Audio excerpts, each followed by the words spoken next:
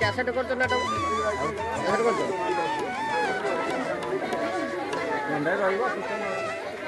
पठाइब तो टे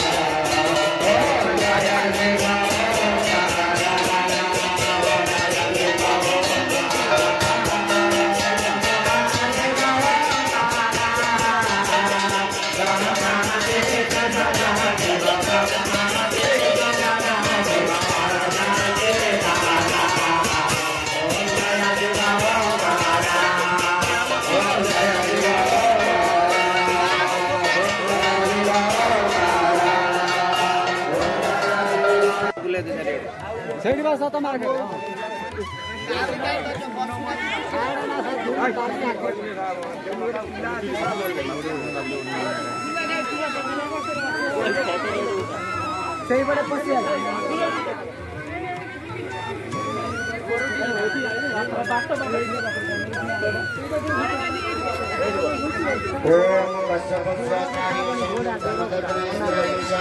ପାଖରୁ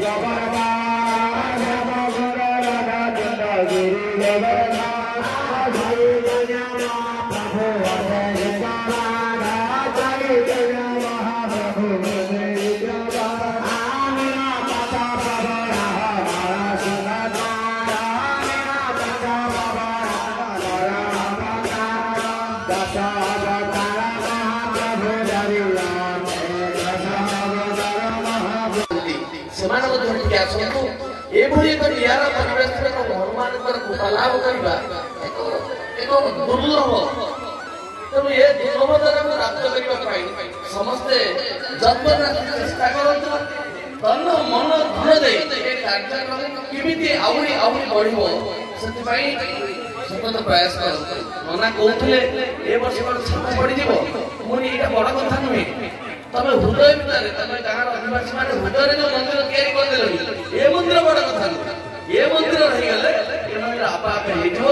ତେଣୁ ମୁଁ ଆଶା କରୁଛି ଆସନ୍ତା ବର୍ଷ ନିଶ୍ଚିତ ଭାବରେ ଆପଣ ଆଠାରୁ ଆହୁରି ସୁନ୍ଦର ଭାବରେ କେମିତି ସମ୍ପାଦିତ ହବ।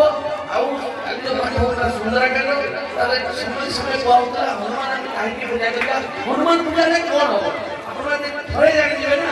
ତାର କିଛି କରିକି କେବଳ ହନୁମାନଙ୍କୁ ଉପାସନା କରିବେ। ତାର ଗୋଟିଏ ରାମ ନାମ ଅବଲମ୍ବନେ କଲିଯୁଗ କେବଳ ନାମ ଆଧାର ସୁମିରି ସୁମିରି ନାମ ତରେଇ ପାରା। ଏ କଲିଯୁଗରେ ଶ୍ରେଷ୍ଠ ସାଧନ ହେଉଛି ନାମ, ଯାହାକୁ ଧରିଥିଲେ ହନୁମାନଜୀ ସେଥିପାଇଁ ସେ ଭକ୍ତ ଶ୍ରେଷ୍ଠ ହେଇଗଲେ।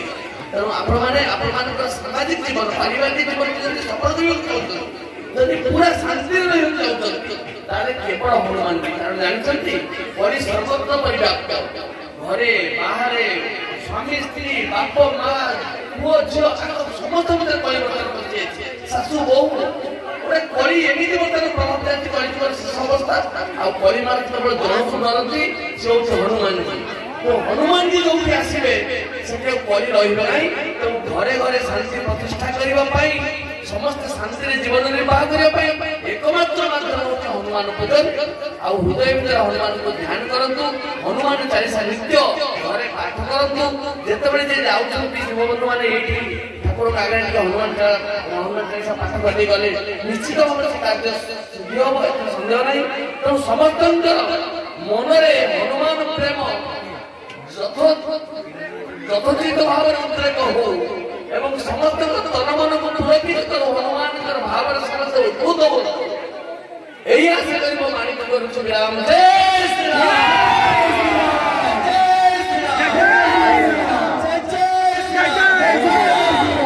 ଗ୍ରାମର ସମସ୍ତ ଅଭାବକୁ ଅବହେଳିତ ଏବଂ ଏ ଜାଗାରୁ ଯାଇଥିବା ମା ମାନେ ଯୋଉଠି ବିବାହ କରିଛନ୍ତି ତାଙ୍କର ସମସ୍ତ ସଂସାର ସମସ୍ତଙ୍କର ଉନ୍ନତି ହଉ।